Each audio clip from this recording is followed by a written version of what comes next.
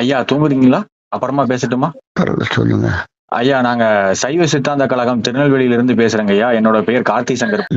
இந்த சூரியனார் கோயில் ஆதீனத்தை கையகப்படுத்த போறதா இந்து சமய அறநிலைத்துறை சேகர்பாபு ஐயா நீங்க வந்து ஒரு பேட்டி கொடுத்திருந்தா தினமலர்ல ஒரு நியூஸ் வந்தது.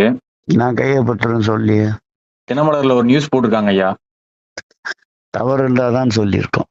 ஓ வேற ஒரு ஆதீனத்தை நியமிச்சு அந்த சொத்துக்களை மறுபடியும் அந்த ஆதீனத்தை தம்பிரான்ட்ட ஒப்படைக்குமாறு கேட்டுக்கொள்வோங்க ஐயா. அதெல்லாம் சூழ்நிலை சட்டம் என்ன சொல்றதான் செம்மியாயிடுச்சிட்டாங்க. சட்டத்துக்கு மீறி நீங்க கையகப்படுத்தினா நாங்க சைவ சித்தாந்த கழகம் சார்பா சைவர்கள் சார்பா நாங்க போராட்டம் பண்ணுவோம் உங்க வீட்டு முன்னாடி. அப்படியா? ஆமாங்க ஐயா. யார்கிட்ட பேசுற? உங்க வீட்டு முன்னாடி தாங்க ஐயா போராட்டம் யார்கிட்ட பண்ணுவோம். பேசுற? அமைச்சர் சார்கிட்ட பேசுறேங்க ஐயா. யார்கிட்ட பேசுற? வந்து பண்ணு பார்க்கலாம். கண்டிப்பா நீ பண்றேங்க ஐயா. சொன்னதுக்காக நான் பண்றேன். ஓகேங்க நான் ஐயா. பண்ற ஐடியால இல்ல. சரிங்க ஐயா. இப்ப இந்த மிரட்டலுக்காக பண்ணி பாக்குறேன், நீ வந்து பண்ணு. கண்டிப்பாங்க ஐயா. எதிர்கட்சி எல்லாம் போராட்டம் பண்ணுவாங்க. நீ சட்டமன்றத்துல வாங்க. குரல் கொடுத்தாங்க. அதே மாதிரி நீ வாங்க. அண்ணாமலை பேசுவாரு.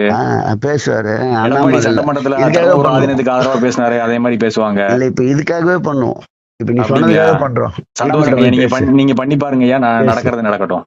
டேய் தூக்க சொல்லும் உன்ன. டேய் தூக்க சொல்லும் உன்ன. டேய் தூக்க சொல்லும் உன்ன. டேய் தூக்க சொல்லும் உன்ன. கவனம் சார் வச்சுக்க. கொஞ்சம் மரியாதை பேசுங்க. நான் உங்கள்கிட்ட ஐயான்னு பேசிட்டு இருக்கேன். நீங்க வாடா போடான்னு பேசுறீங்க.